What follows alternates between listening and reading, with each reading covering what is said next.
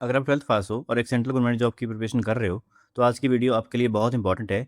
NBEMS यानी national board of examination in medical sciences ने junior assistant के लिए नोटिफिकेशन रिलीज़ कर दिया है। इस रिक्रूटमेंट की सबसे अच्छी बात यह है कि क्वालिफिकेशन सिर्फ 12th पास है, सिलेक्शन में कोई इंटरव्यू नहीं है और सैलरी के साथ सेंट्रल गवर्नमेंट के काफ़ी अच्छे अलाउंसेस भी मिलते हैं।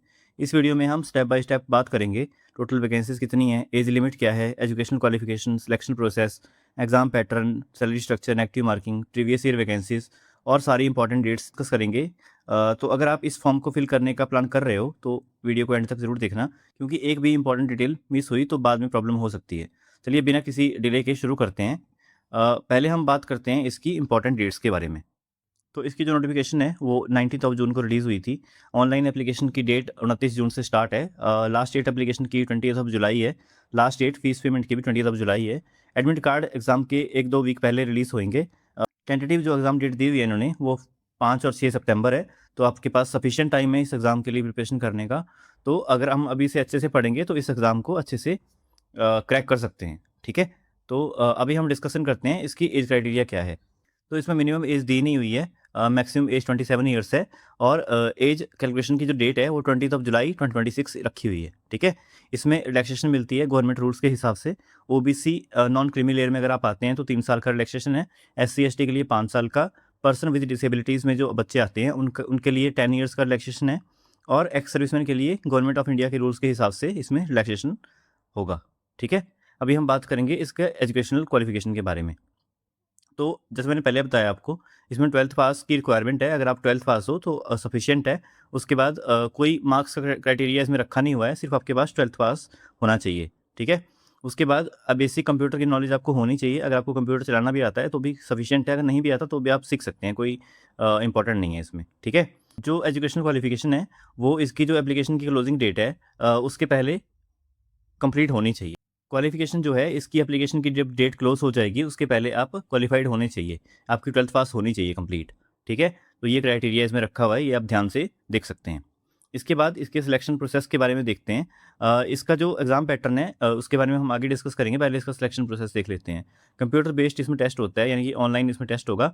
उसके बाद जब आप उसको क्वालीफ़ाई करेंगे, उसके बाद एक स्किल टेस्ट होता है। जो क्वालीफ़ाइंग है वो आपको सिर्फ क्वालीफ़ाई ही करना है। जो मेन जो आपका एग्ज़ाम है उसमें जो मार्क्स आएँगे उसके हिसाब से कट ऑफ डिसाइड होएगी। ठीक है? फाइनल मेरिट लिस्ट और अपॉइंटमेंट उसके बाद आपको मिलेगी। ठीक है?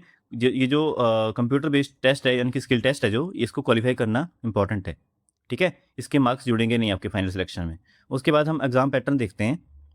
इसमें 4 सेक्शंस आते हैं। Reasoning 50 question 50 marks, general awareness 50 question 50 marks, quantitative aptitude यानी कि इसको हम क्वांट बोलते हैं 50 क्वेश्चन 50 मार्क्स और इंग्लिश कॉम्प्रिहेंशन 50 क्वेश्चन 50 मार्क्स, यानी कि 200 क्वेश्चन जिसके लिए 200 मार्क्स दिए हुए हैं।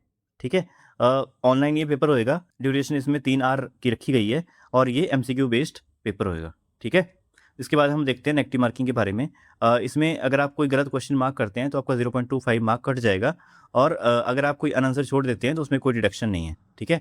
तो आप जब भी कोई क्वेश्चन मार्क करेंगे तो उसको ध्यान से मार्क करना ताकि आपके मार्क्स डिडक्ट ना हो। ठीक है? इसके बाद हम इसकी सैलरी स्ट्रक्चर के बारे में बात कर लेते हैं। सैलरी इसमें पे लेवल 7 है। 7th सीपीसी के हिसाब से है पे लेवल 2। ठीक है? जो इसकी बेसिक है वो 19,900 से लेके 63,200 तक जाती है। इन हैंड सैलरी इसमें 35 टू 40 के अराउंड है। बहुत सारे अलाउंसेस मिलते हैं इसमें, जैसे गवर्नमेंट जॉब्स में मिलते हैं। जैसे डीएनएस अलाउंस हो गया, हाउस रेंट अलाउंस हो गया, टीए हो गया और अदर अलाउंसेस जितने भी है गवर्नमेंट ऑफ इंडिया के जो एम्प्लॉयज़ होते हैं उनको मिलते हैं, वो सब इसमें मिलेंगे आपको। ठीक है? जो इन हैंड सैलरी है वो सिटी टू सिटी वेरी करती है। जो बड़ी सिटीज़ है उसमें थोड़ी ज़्यादा होगी और जो छोटी सिटीज़ है उसमें थोड़ी-सी कम आपको देखने को मिलेगी। ठीक है? इसके बाद हम वैकेंसीज़ देख लेते हैं इसमें। इस बार ये फर्स्ट टाइम रिक्रूटमेंट आई है तो इसकी 39 वैकेंसीज़ इन्होंने रिलीज़ करी है। पहले इसकी नोटिफ़िकेशन नहीं आती थी। ये फर्स्ट टाइम रिक्रूटमेंट कंडक्ट करवाई जा रही है। ठीक है? तो बहुत अच्छी अपॉर्च्युनिटी है। अगर आप इसके लिए प्रिपरेशन कर रहे हो तो बहुत अच्छे से करो, क्योंकि बहुत कम ऐसी नोटिफ़िकेशंस होती हैं जिसमें इतनी अच्छी अपॉर्च्युनिटी आपको देखने को मिलती है। सैलरी स्ट्रक्चर भी काफ़ी अच्छा है और इसका जो वर्क कल्चर है वो बहुत अच्छा है। अगर आप एक बैंकिंग एस्पिरेंट हो तो आपको इसके लिए ज़रूर प्रिपेयर करना चाहिए। इवन अगर आप एसएससी के लिए भी प्रिपेयर कर रहे हो तो आपको इसके लिए एग्ज़ाम फॉर्म ज़रूर फिल करना चाहिए। ठीक है? तो आई होप मैंने सब कुछ अच्छे से कवर कर दिया है। अगर आपको फिर भी कोई डाउट है तो आप कमेंट कर सकते हो नीचे। टेलीग्राम और व्हाट्सएप की लिंक मैंने डिस्क्रिप्शन में दी हुई है, आप ज्वाइन कर सकते हो। वहाँ पे आपको इसकी नोटिफिकेशन भी देखने को मिल जाएगी और अगर आपको कोई डाउट है तो आप डीएम भी कर सकते हो टेलीग्राम पे, आपको उसका सॉल्यूशन मिल जाएगा। ठीक है? Thank you so much.